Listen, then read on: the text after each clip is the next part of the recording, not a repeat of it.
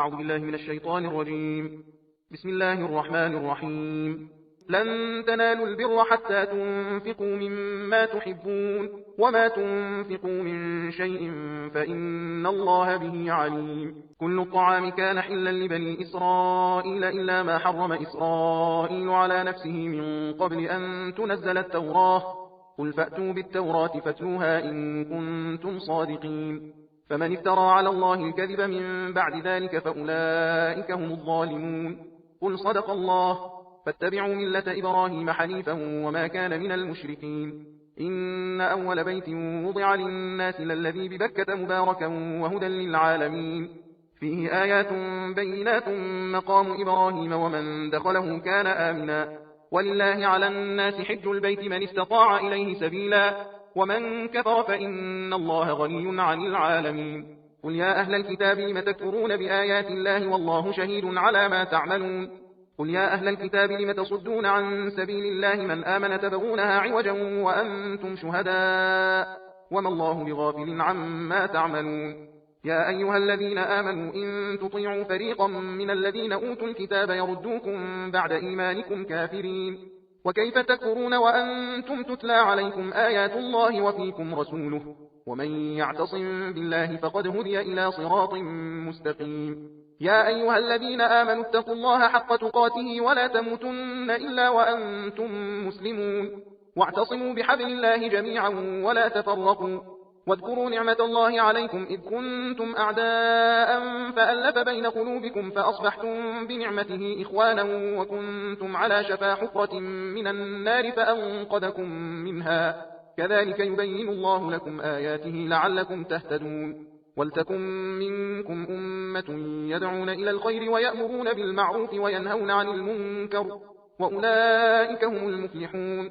ولا تكونوا كالذين تفرقوا واختلفوا من بعد ما جاءهم البينات وأولئك لهم عذاب عظيم. يوم تبيض وجوه وتسود وجوه فأما الذين اسودت وجوههم أكفرتم بعد إيمانكم فذوقوا العذاب بما كنتم تكفرون. وأما الذين بيضت وجوههم ففي رحمة الله هم فيها خالدون. تلك آيات الله نتلوها عليك بالحق وما الله يريد ظلما للعالمين. ولله ما في السماوات وما في الأرض وإلى الله ترجع الأمور. كنتم خير أمة أخرجت للناس تأمرون بالمعروف وتنهون عن المنكر وتؤمنون بالله. ولو آمن أهل الكتاب لكان خيرا لهم منهم المؤمنون وأكثرهم الفاسقون. لن يضروكم إلا أذى وإن يقاتلوكم يولوكم الأدبار ثم لا ينصرون. ضربت عليهم الذلة أينما تقفوا إلا بحبل من الله وحبل من الناس وباءوا بغضب من الله وضربت عليهم المسكنة ذلك بأنهم كانوا يكفرون بآيات الله ويقتلون الأنبياء بغير حق ذلك بما عصوا وكانوا يعتدون.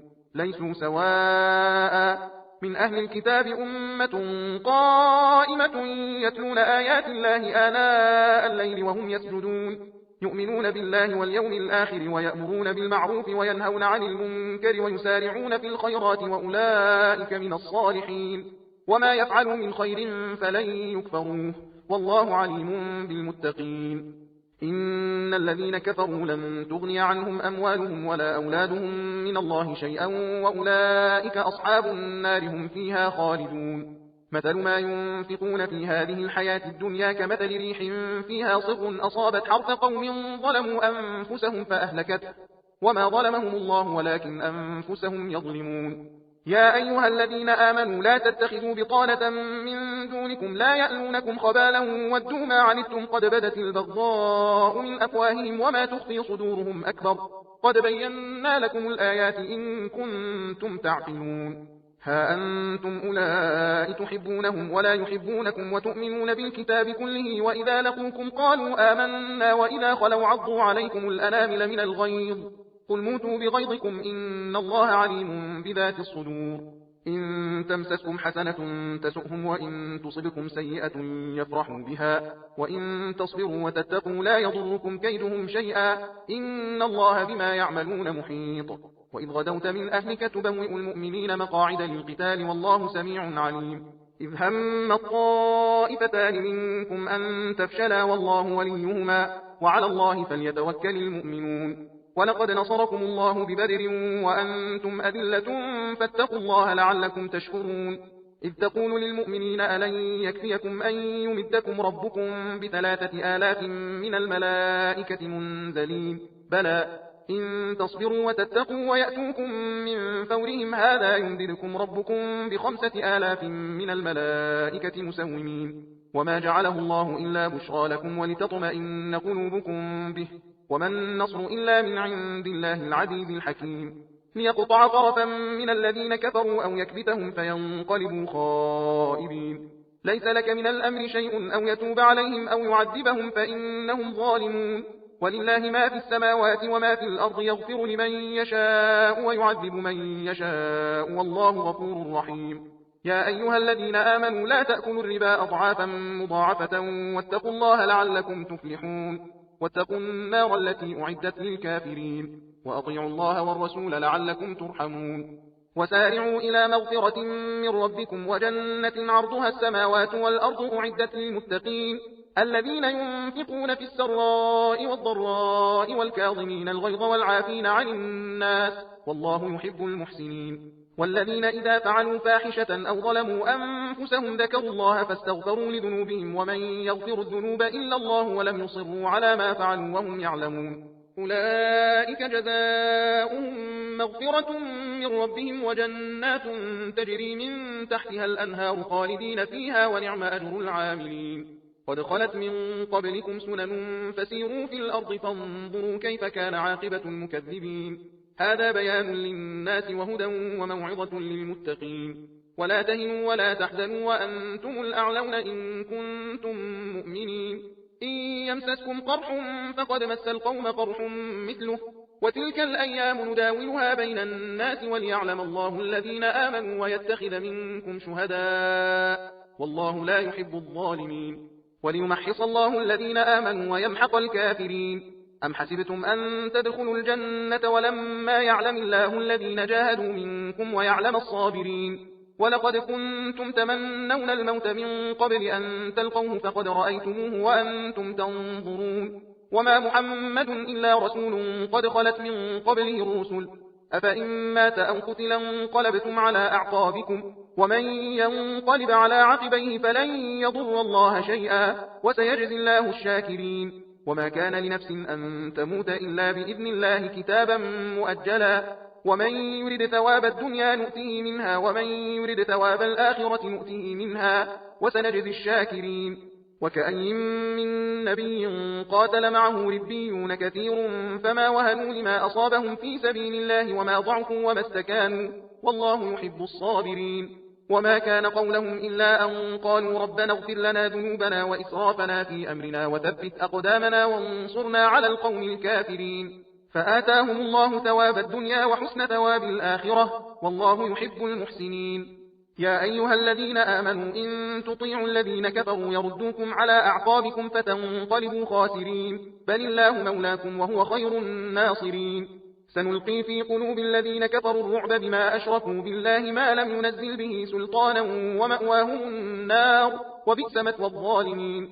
ولقد صدقكم الله وعده إذ تحسونهم بإذنه حتى إذا فشلتم وتنازعتم في الأمر وعصيتم من بعد ما أراكم ما تحبون منكم من يريد الدنيا ومنكم من يريد الآخرة ثم صرفكم عنهم ليبتليكم ولقد عفا عنكم والله ذو فضل على المؤمنين.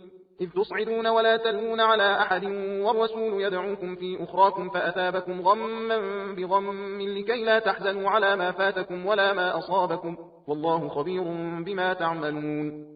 ثم أنزل عليكم من بعد الغم أمنة نعاسا يغشى طائفة منكم وطائفة قد أهمتهم أنفسهم يظنون بالله غير الحق ظن الجاهلية يقولون هل لنا من الأمر من شيء قل إن الأمر كله لله يخفون في أنفسهم ما لا يبدون لك يقولون لو كان لنا من الأمر شيء ما قتلنا هاهنا قل لو كنتم في بيوتكم لبرز الذين كتب عليهم القتل إلى مضاجعهم وليبتلي الله ما في صدوركم وليمحص ما في قلوبكم والله عليم بذات الصدور.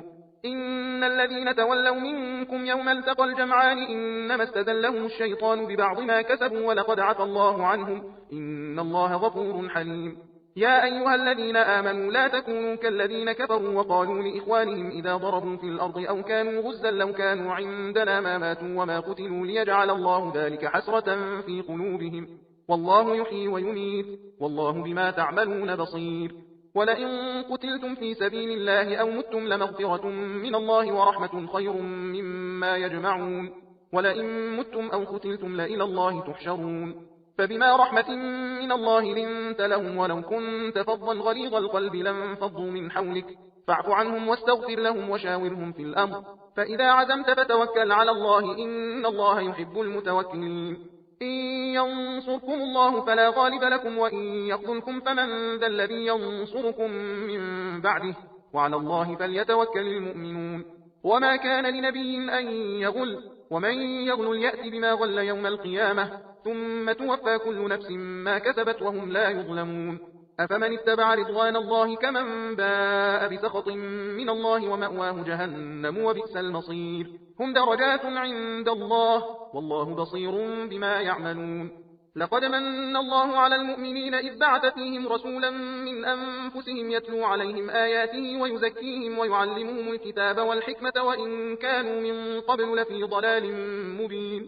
أولما أصابتكم مصيبة قد أصبتم مثليها قلتم أنى هذا قل هو من عند أنفسكم إن الله على كل شيء قدير. وما أصابكم يوم التقى الجمعان فبإذن الله وليعلم المؤمنين وليعلم الذين نافقوا. وقيل لهم تعالوا قاتلوا في سبيل الله أو ادفعوا قالوا لو نعلم قتالا لاتبعناكم هم للكفر يومئذ أقرب منهم للإيمان يقولون بأفواههم ما ليس في قلوبهم والله أعلم بما يكتمون. الذين قالوا لإخوانهم وقعدوا لو أطاعونا ما قتلوا قل فادرءوا عن أنفسكم الموت إن كنتم صادقين. ولا تحسبن الذين قتلوا في سبيل الله أمواتا بل أحياء عند ربهم يرزقون فرحين بما آتاهم الله من فضله ويستبشرون بالذين لم يلحقوا بهم من خلفهم ألا خوف عليهم ولا هم يحزنون يستبشرون بنعمة من الله وفضل وأن الله لا يضيع أجر المؤمنين. الذين استجابوا لله والرسول من بعد ما أصابهم القرح للذين أحسنوا منهم واتقوا أجر عظيم. الذين قال لهم الناس إن الناس قد جمعوا لكم فاخشوهم فزادهم إيمانا وقالوا حسبنا الله ونعم الوكيل فانقلبوا بنعمة من الله وفضل لم يمسسهم سوء واتبعوا رضوان الله والله ذو فضل عظيم. إنما ذلكم الشيطان يخوف أولياءه فلا تخافوهم وخافون إن كنتم مؤمنين. ولا يحزنك الذين يسارعون في الكفر إنهم لن يضروا الله شيئا يريد الله ألا يجعل لهم حظا في الآخرة ولهم عذاب عظيم. إن الذين اشتروا الكفر بالإيمان لن يضروا الله شيئا ولهم عذاب أليم. ولا يحسبن الذين كفروا أنما نملي لهم خير لأنفسهم إنما نملي لهم ليزدادوا إثما ولهم عذاب مهين. ما كان الله ليذر المؤمنين على ما أنتم عليه حتى يميز الخبيث من الطيب وما كان الله ليطلعكم على الغيب ولكن الله يجتبي من رسله من يشاء فآمنوا بالله ورسله وإن تؤمنوا وتتقوا فلكم أجر عظيم. ولا يحسبن الذين يبخلون بما آتاهم الله من فضله هو خيرا لهم بل هو شر لهم سيطوقون ما بخلوا به يوم القيامة ولله ميراث السماوات والأرض والله بما تعملون خبير. لقد سمع الله قول الذين قالوا إن الله فقير ونحن أغنياء سنكتب ما قالوا وقتلهم الأنبياء بغير حق ونقول ذوقوا عذاب الحريق ذلك بما قدمت أيديكم وأن الله ليس بظلام للعبيد. الذين قالوا إن الله عهد إلينا ألا نؤمن لرسول حتى يأتينا بقربان تأكله النار قل قد جاءكم رسل من قبلي بالبينات وبالذي قلتم فلم قتلتموهم إن كنتم صادقين فإن كذبوك فقد كذب رسل من قبلك جاءوا بالبينات والزبر والكتاب المنير كل نفس ذائقة الموت وإنما توفون أجوركم يوم القيامة فمن زحزح عن النار وأدخل الجنة فقد فاز وما الحياة الدنيا إلا متاع الغرور. لتبلون في أموالكم وأنفسكم ولتسمعن من الذين أوتوا الكتاب من قبلكم ومن الذين أشركوا أذى كثيرا وإن تصبروا وتتقوا فإن ذلك من عزم الأمور. وإذ أخذ الله ميثاق الذين أوتوا الكتاب لتبيننه للناس ولا تكتمونه فنبذوه وراء ظهورهم واشتروا به ثمنا قليلا فبئس ما يشترون. لا تحسبن الذين يفرحون بما أتوا ويحبون أن يحمدوا بما لم يفعلوا فلا تحسبنهم بمفازة من العذاب ولهم عذاب أليم. ولله ملك السماوات والأرض والله على كل شيء قدير. إن في خلق السماوات والأرض واختلاف الليل والنهار لآيات لأولي الألباب الذين يذكرون الله قياما وقعودا وعلى جنوبهم ويتفكرون في خلق السماوات والأرض ربنا ما خلقت هذا باطلا سبحانك فقنا عذاب النار. ربنا إنك من تدخل النار فقد أخزيته وما للظالمين من أنصار. ربنا إننا سمعنا مناديا ينادي للإيمان أن آمنوا بربكم فآمنا ربنا فاغفر لنا ذنوبنا وكفر عنا سيئاتنا وتوفنا مع الأبرار. ربنا وآتنا ما وعدتنا على رسلك ولا تخزنا يوم القيامة إنك لا تخلف الميعاد. فاستجاب لهم ربهم أني لا أضيع عمل عامل منكم من ذكر أو أنثى بعضكم من بعض فالذين هاجروا وأخرجوا من ديارهم وأوذوا في سبيلي وقاتلوا وقتلوا لأكفرن عنهم سيئاتهم ولأدخلنهم جنات تجري من تحتها الأنهار ثوابا من عند الله والله عنده حسن الثواب. لا يغرنك تقلب الذين كفروا في البلاد متاع قليل ثم مأواهم جهنم وبئس المهاد. لكن الذين اتقوا ربهم لهم جنات تجري من تحتها الأنهار خالدين فيها نزلا من عند الله وما عند الله خير للأبرار. وإن من أهل الكتاب لمن يؤمن بالله وما أنزل إليكم وما أنزل إليهم خاشعين لله لا يشترون بآيات الله ثمنا قليلا أولئك لهم أجرهم عند ربهم إن الله سريع الحساب. يا أيها الذين آمنوا اصبروا وصابروا ورابطوا واتقوا الله لعلكم تفلحون. بسم الله الرحمن الرحيم. يا أيها الناس اتقوا ربكم الذي خلقكم من نفس واحدة وخلق منها زوجها وبث منهما رجالا كثيرا ونساء واتقوا الله الذي تساءلون به والأرحام إن الله كان عليكم رقيبا. وآتوا اليتامى أموالهم ولا تتبدلوا الخبيث بالطيب ولا تأكلوا أموالهم إلى أموالكم وآتوا اليتامى أموالهم ولا تتبدلوا الخبيث بالطيب ولا تأكلوا أموالهم إلى أموالكم إنه كان حوبا كبيرا. وإن خفتم ألا تقسطوا في اليتامى فانكحوا ما طاب لكم من النساء مثنى وثلاث ورباع فإن خفتم ألا تعدلوا فواحدة أو ما ملكت أيمانكم ذلك أدنى ألا تعولوا. وآتوا النساء صدقاتهن نحلة فإن طبن لكم عن شيء منه نفسا فكلوه هنيئا مريئا. ولا تؤتوا السفهاء أموالكم التي جعل الله لكم قياما وارزقوهم فيها واكسوهم وقولوا لهم قولا معروفا. وابتلوا اليتامى حتى إذا بلغوا النكاح فإن آنستم منهم رشدا فادفعوا إليهم أموالهم ولا تأكلوها إسرافا وبدارا أن يكثروا. ومن كان غنيا فليستعفف ومن كان فقيرا فليأكل بالمعروف. فإذا دفعتم إليهم أموالهم فأشهدوا عليهم وكفى بالله حسيبا. للرجال نصيب مما ترك الوالدان والأقربون وللنساء نصيب مما ترك الوالدان والأقربون مما قل منه أو كثر نصيبا مفروضا. وإذا حضر القسمة أولو القربى واليتامى والمساكين فارزقوهم منه وقولوا لهم قولا معروفا. وليخشى الذين لو تركوا من خلفهم ذرية ضعافا خافوا عليهم فليتقوا الله وليقولوا قولا سديدا. إن الذين يأكلون أموال اليتامى ظلما إنما يأكلون في بطونهم نارا وسيصلون سعيرا. يوصيكم الله في أولادكم للذكر مثل حظ الأنثيين فإن كن نساء فوق 2 فلهن ثلثا ما ترك وإن كانت واحدة فلها النصف ولأبويه لكل واحد منهما السدس مما ترك إن كان له ولد فإن لم يكن له ولد وورثه أبواه فلأمه الثلث فإن كان له إخوة فلأمه السدس من بعد وصية يوصي بها أو دين. آباؤكم وأبناؤكم لا تدرون أيهم أقرب لكم نفعا فريضة من الله إن الله كان عليما حكيما. ولكم نصف ما ترك أزواجكم إن لم يكن لهن ولد، فإن كان لهن ولد فلكم الربع مما تركن من بعد وصية يوصين بها أو دين، ولهن الربع مما تركتم إن لم يكن لكم ولد، فإن كان لكم ولد فلهن الثمن مما تركتم مما تركتم من بعد وصية توصون بها أو دين. وإن كان رجل يورث كلالة أو امرأة وله أخ أو أخت فلكل واحد منهما السدس، فإن كانوا أكثر من ذلك فهم شركاء في الثلث من بعد وصية يوصى بها أو دين غير مضار، وصية من الله والله عليم حليم. تلك حدود الله، ومن يطع الله ورسوله يدخله جنات تجري من تحتها الأنهار خالدين فيها، وذلك الفوز العظيم. ومن يعص الله ورسوله ويتعد حدوده يدخله نارا خالدا فيها وله عذاب مهين. واللاتي يأتين الفاحشة من نسائكم فاستشهدوا عليهن 4 منكم، فإن شهدوا فأمسكوهن في البيوت حتى يتوفاهن الموت أو يجعل الله لهن سبيلا. واللذان يأتيانها منكم فآذوهما، فإن تابا وأصلحا فأعرضوا عنهما، إن الله كان توابا رحيما.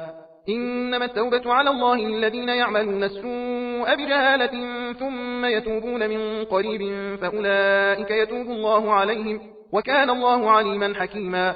وليست التوبة للذين يعملون السيئات حتى إذا حضر أحدهم الموت قال إني تبت الآن، ولا الذين يموتون وهم كفار، أولئك أعتدنا لهم عذابا أليما.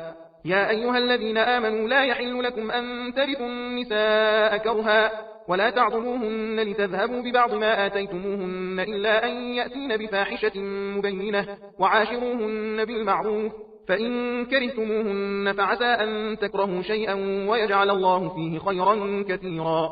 وإن أردتم استبدال زوج مكان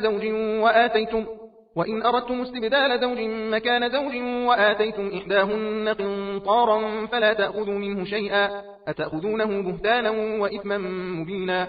وكيف تأخذونه وقد أفضى بعضكم إلى بعض وأخذن منكم ميثاقا غليظا. ولا تنكحوا ما نكح آباؤكم من النساء إلا ما قد سلف، إنه كان فاحشة ومقتا وساء سبيلا. حرمت عليكم أمهاتكم وبناتكم وأخواتكم وعماتكم وخالاتكم وبنات الأخ وبنات الأخت وأمهاتكم اللاتي أرضعنكم وأخواتكم من الرضاعة وأمهات نسائكم وربائبكم اللاتي في حجوركم من نسائكم اللاتي دخلتم بهن، فإن لم تكونوا دخلتم بهن فلا جناح عليكم، وحلائل أبنائكم الذين من أصلابكم وأن تجمعوا بين الأختين إلا ما قد سلف، إن الله كان غفورا رحيما. صدق الله العلي العظيم.